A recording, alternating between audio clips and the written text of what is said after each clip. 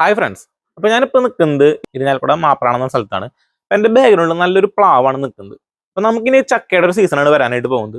ഈ ചക്കയുടെ സീസണിൽ ചക്ക നമുക്ക് എങ്ങനെ ഒരു മൂല്യവർദ്ധിത ഉൽപ്പന്നമായിട്ട് മാറ്റിയെടുക്കാമെന്നാണ് ഞാൻ ഈ വീഡിയോയിൽ പറയാനായിട്ട് പോകുന്നത്. അപ്പോൾ ഇതാണ് ചക്കയുടെ പൊടി വരുന്നത്. അപ്പോൾ ഇതാണ് ഞാൻ പറഞ്ഞ മൂല്യവർദ്ധിത ഉൽപ്പന്നം ചക്കയിൽ നിന്ന് നമുക്ക് ഉണ്ടാക്കാനായിട്ട് പറ്റിയത്. ചക്ക നല്ല രീതിയിൽ ഉണക്കി പൊടിപ്പിച്ചെടുത്തിട്ടുള്ളതാണ്.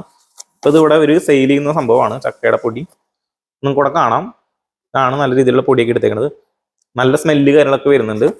അപ്പോൾ ഇത് നമുക്ക് ചക്കയുടെ സംഭവം ചക്ക ഉണക്കാനായിട്ട് ഒരു ഡ്രയറിലാണ് ഉണക്കിക്കൊണ്ടിരിക്കുന്നത്. ഇതാണ് നമ്മുടെ ഡ്രയർ വരുന്നത്. ഈ ഡ്രയറിൽ നമുക്ക് ഇതേപോലെ ചക്ക നല്ല രീതിയിൽ ഉണക്കിയെടുക്കാണ്. നമ്മുടെ ഡെൽമാർക്കിൻ്റെ ഡ്രയറാണ് യൂസ് ചെയ്യുന്നത്. അപ്പോൾ നമുക്ക് ഈ ഡ്രയറിൽ എല്ലാ സാധനവും ഉണക്കിയെടുക്കാൻ പറ്റും.